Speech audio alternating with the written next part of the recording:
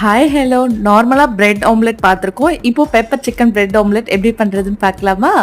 அதுக்கு ஒரு பவுலில் முட்டை உடச்சி பெப்பர் தேவையான அளவு மஞ்சத்தூள் உப்பு ஒரு தோசைக்கல்ல எண்ணெய் ஊற்றி அந்த உடச்ச முட்டையை தோசை மாதிரி போட்டு அதுக்கப்புறம் ஒரு பிரெட் எடுத்து முட்டையில் டிப் பண்ணி சிக்கன் சின்ன சின்ன பீஸாக கட் பண்ண பெப்பர் சிக்கன் இதை சென்டரில் வச்சு இந்த மாதிரி ஃபுல்லாக கவர் பண்ணிடலாம்.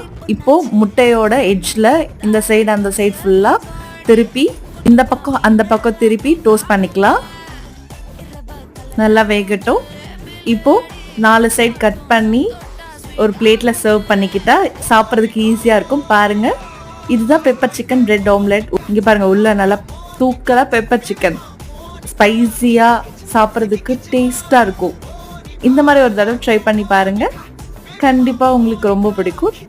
இன்னொரு வீடியோவில் பார்க்கலாம். டாடா பை பை.